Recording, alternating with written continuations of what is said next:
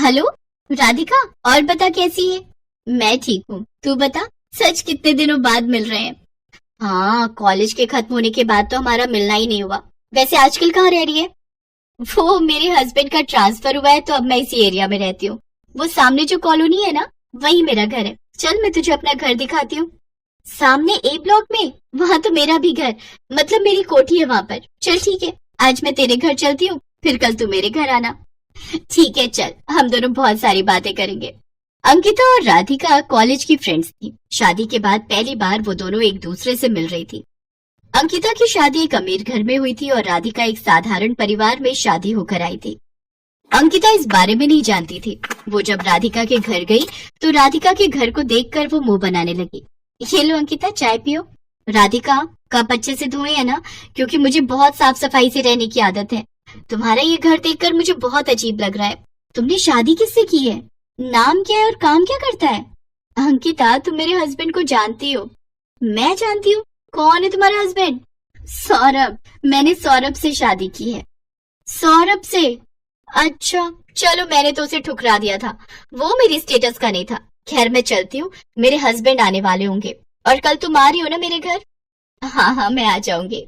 अंकिता भी जाने ही लगती है कि सौरभ आ जाता है। अंकिता को देखकर वो चौंक जाता है। अंकिता, तुम और यहाँ? सौरभ, कैसे हो? बहुत दिनों बाद मिलना हुआ। हाँ, मुझे अभी पता चला कि राधिका ने तुमसे शादी की है। और कैसे हो? हम दोनों रास्ते में ही मिले। राधिका मुझे यहाँ ले आई और मुझे तब भी तुम्हारे बारे में पता चला। अच्छा चलती हूँ, आना कभी राधिका के साथ। अब हाँ हाँ जरूर, बाय। राधिका, तुम जानती हो अंकिता कैसी है? इसे अपने पैसे पर बहुत घमंड है। तुम इसके साथ बात नहीं करो तो। सौरभ, वो कॉलेज की बात थी, अब समय बदल गया है। अब हम दोनों शादीशुदा हैं। वो जानती है, उसकी अपनी लाइफ है और मेरी अपनी, इसलिए तुम टेंशन मत लो। तुम बैठो, मैं तुम्हारे लिए भी चाय बना कर लाती हूँ। अगले दिन राधिका अंकिता के घर जाती है। राधिका, आओ, मैं तुम्हारा ही वेट कर रही थी। ये देखो, इस करवा चौथ के लिए मैंने ये साड़ी मंगवाई है। पूरे 5 लाख की है। वैसे मैं तुम्हें क्यों दिखा रही हूँ? तुम्हारी तो इतनी हैसियत ही नहीं है कि तुम इतनी महंगी साड़ी खरीद सको। तुम क्या पहन रही हो इस करवा चौथ पर? मैं कुछ भी पहन लूंगी। वैसे सौरभ मेरे लिए एक साड़ी लाए थे, सोच रही हूँ उसे ही तैयार करवा लूं। अच्छा, मेरे तो हस्बैंड को इतना टाइम ही नहीं होता। उनकी इतनी सारी मीटिंग होती है, इतना बड़ा बिजनेस हैंडल करते हैं। वो तो, उनको सब कुछ देखना पड़ता है। वो तो बस मुझे पैसे दे देते हैं और मैं अपने आप ही ले लेती हूँ। अच्छा, मैं कह रही थी करवा चौथ की पूजा के लिए तुम मेरे घर ही आ जाना। सब आते हैं, कॉलोनी की लेडीज मेरे घर पर इकट्ठा होती हैं।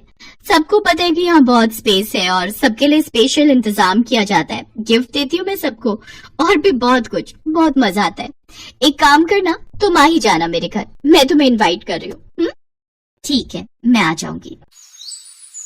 करवा चौथ के दिन राधिका तैयार होकर अंकिता के घर पहुंचती है। अंकिता, तुम्हारी साड़ी तो बहुत सुंदर लग रही है। अच्छी लगी? Oh thank you.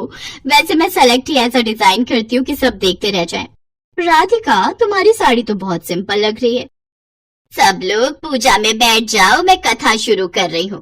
अरे पंडिताइन जी बुला रही हैं। चलो चलो, सब पूजा में बैठते हैं। घेरा बना लो सब।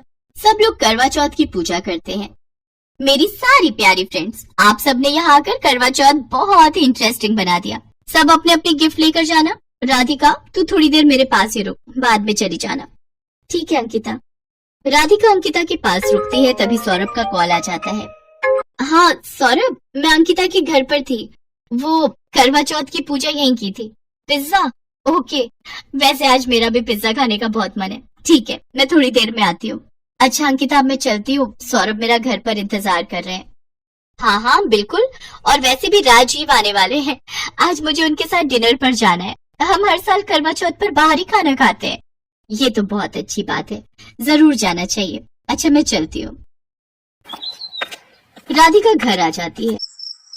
अंकिता अपने पति राजीव के साथ रात को डिनर करने के लिए एक होटल में जाती है। तभी उसकी नजर एक टेबल पर पड़ती है जहाँ राधिका और सौरभ डिनर कर रहे थे। अंकिता चौंक जाती है। राधिका अंकिता को देख चुकी थी। वो उसे आवाज लगाती है। अंकिता, आओ ना, हमें ज्वाइन करो। ये मेरी फ्रेंड राधिका है। हम दोनों कॉलेज के फ्रेंड हैं। मिस्टर सौरभ? अरे राजीव जी, आप सौरभ को कैसे जानते हैं? एक दिन मैं किसी जरूरी काम से एक मीटिंग में जा रहा था तो रास्ते में मेरी कार खराब हो गई थी। मुझे अर्जेंट पहुंचना था तो मुझे सौरभ ने अपनी बाइक पर लिफ्ट दी थी और मैं समय पर मीटिंग में पहुंच पाया था। उसी दिन से हम दोनों अच्छे दोस्त बन गए।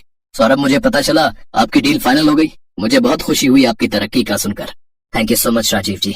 इसीलिए तो हमारी प्रिय धर्म पत्नी ने बोला कि आज डिनर करवाओ। बस मूड बनाया और निकल आए डिनर करने के लिए। बिल्कुल अंकिता, तुम्हें पता है सौरभ ने मुझे स्पेशल सरप्राइज दिया। सौरभ का प्रमोशन हो गया इसलिए आज ये मुझे पार्टी दे रहे हैं और मैं चाहती हूँ कि हमारी खुशी का आप दोनों भी हिस्सा बनो। बिल्कुल राधिका जी। आओ अंकिता, वहाँ अकेले बैठकर क्या ही डिनर करेंगे, इनके साथ करते हैं ना, खूब मजा आएगा। ठीक है, जैसी आपकी मर्जी। अंकिता चुप थी क्योंकि वो जिस घमंड में जी रही थी आज वो घमंड चूर चूर हो गया था। राधिका भी समझ चुकी थी कि अंकिता का घमंड तोड़ने का इससे अच्छा मौका और कोई नहीं था, क्योंकि वो जानती थी कि अंकिता उसे कितनी बार नीचा दिखा चुकी है।